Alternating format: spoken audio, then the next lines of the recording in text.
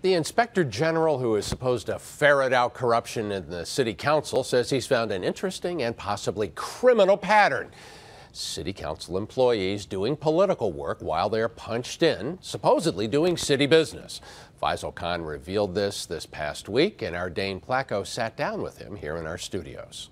Faisal, thanks for joining us, first of all. Thank you for having me.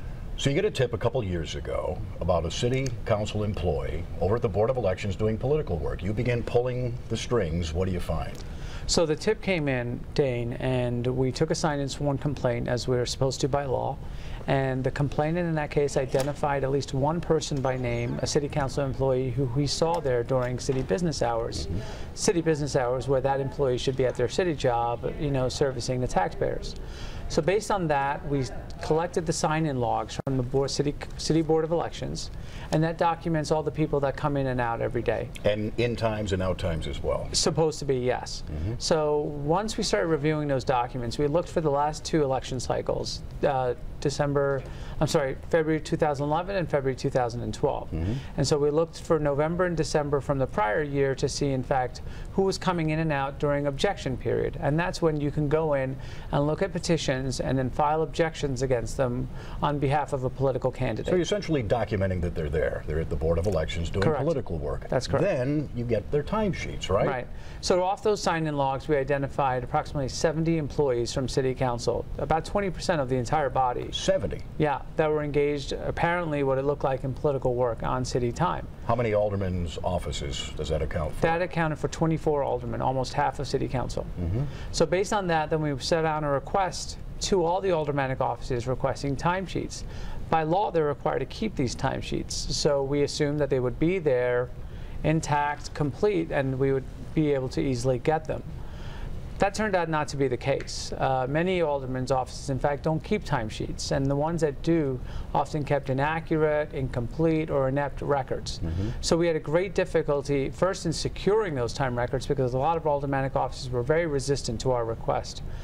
Even though by law they're supposed to keep them, as I said, and then provide them to us when we ask for them. It's amazing to me that you say some aldermen don't even keep timesheets, period? No, it's not just, it was amazing to us also at the time that not only by law were they required to, but you would think as common business practice you would do that, especially when you're using taxpayer money.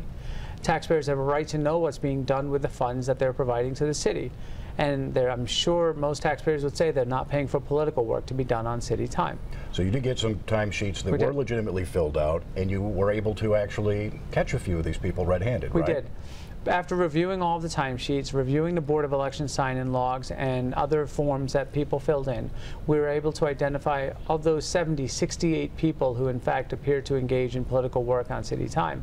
18 of them we were able to positively conclude that they were in fact engaging in political work. And what's going to happen to them?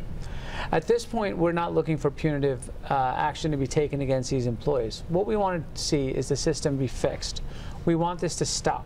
Even though this action, their conduct was in fact criminal, it's theft of city time and theft of city services. At this point, our recommendations to the Board of Ethics and to City Council is that this practice has to stop.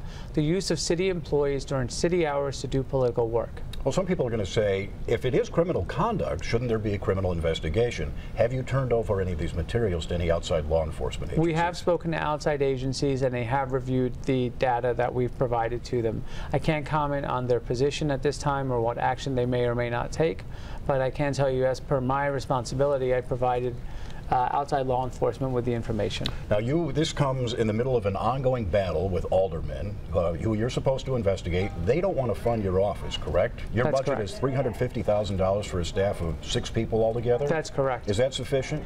Not by a long shot. We're an investigative agency. We are the 4th lowest funded office in this city, only above 2 empty offices and a part-time commission. Simply doesn't work. The alderman created this office. The alderman wrote the law creating this office. The alderman asked for accountability and oversight of their body. And I've been providing that to them with my staff. But for them not to fund us at this point, they're punishing us for doing our jobs and doing them properly. They're trying to bully us out of doing what we're supposed to be doing, and it has to stop. And very quickly, does the mayor offer you any support? Have you talked to the mayor about this? I've talked to many people of his office, and unfortunately, we haven't received any support from the mayor. Faisal Khan, thank you very much. Thank you. That was my colleague Dane Placco interviewing Mr. Khan. Coming up next, we take a look inside a key part of Republican Bruce Rauner's campaign for governor.